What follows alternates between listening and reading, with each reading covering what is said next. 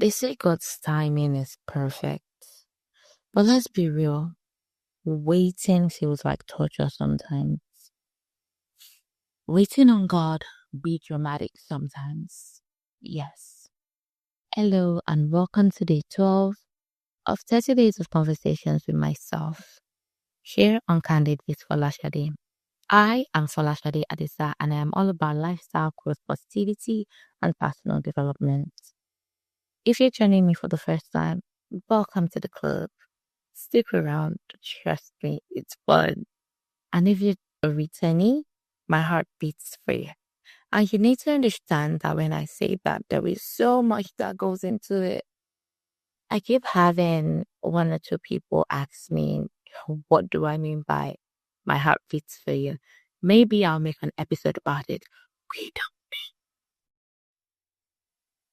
Or maybe I'll leave it as an enigma, a mystery for you all to figure out.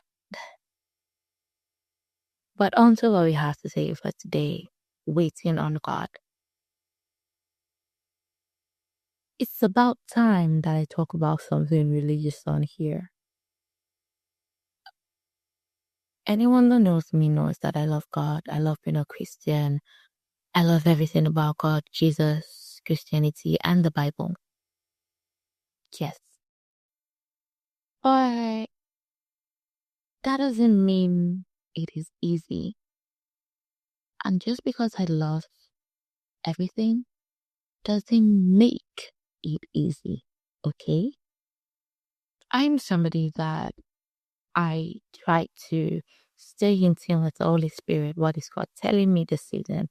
What will God have me do this year, next year? What will God have me do in my life? Blah, blah, blah, blah, blah. And you see, as a Christian, we got to be careful, okay? Because here is the thing. If you don't want to know, don't ask God. But you see, the moment that you're curious enough to press deeper in the place of the Spirit, my dear, I can guarantee you that at some point you'll be like, okay, God, what's happening? Because He will begin to show you things about your life, about fulfilling purpose and about destiny. And sometimes He'll be violent. I've had to wait on God for different things in my life, and I'm still waiting on God for different things. But then there are some of the things that you wait on God for that are short-term things. Oh, in a couple of weeks, it happens, or you begin to work on it in a couple of months. But there are some that are future stuff that you just know ahead now, and you just need to start preparing.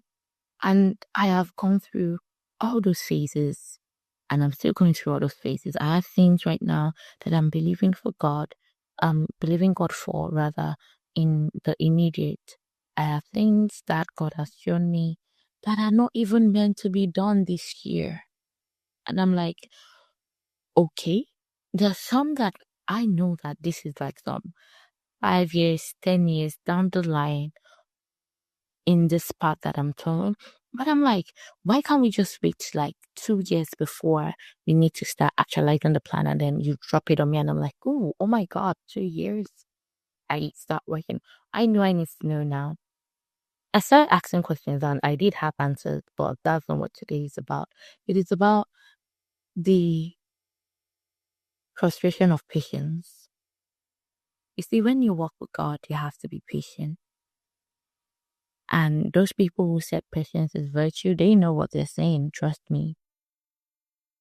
Being patient while waiting on God for something, it teaches you a lot. It teaches you tenacity. It teaches you understanding. It keeps you busy because while you're waiting, you have to do other things. While you're waiting for God to answer you or to tell you what He needs to tell you, there are still certain things you need to put in place. I've been patient for the old 10-year plan thing right now. But there are things that He has revealed to me that I need to put in place right now, even though whatever that thing down the line is still 10 years away. I have to start putting pieces together right now to make things easier for the future.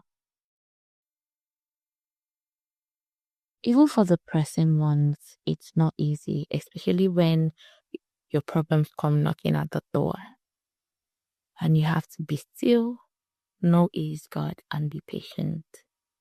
Oh, that roller coaster of emotion, that battling with your flesh and your mind, which is carnal, and what your spirit knows.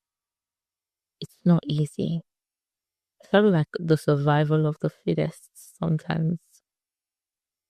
Oftentimes, my spirit is stronger than my flesh, but there are times when my flesh wins and I panic or I'm anxious a little bit. But I check myself back in place. All of that is just the tip of the iceberg of what it takes to wait on God or to believe God for something. But beyond all of that, one thing that keeps me going is knowing the depth of His love for me. I am a lover. I love all round. Romantically, oh my God, that is heaven. I love my friends. I love my parents. I love my mentors. I love my elders. I love people. I love God. And I love so deeply that it makes me think that this is just a fraction of how deep God's love goes for me. So if He truly loved me that much, He's got my back. And even though it's tough, His love is what gets me through the waiting period. So in as much as it might be traumatic, sometimes we gotta live for the drama. So yeah, whatever it is you're believing God for, whatever you're waiting on Him for, you will get it in due time. If you have questions, feel free to ask the Holy Spirit.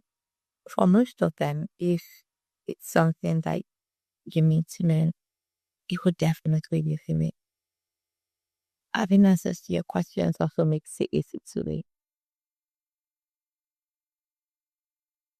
And I really hope that we all just find God and stay in His presence, marveling and growing.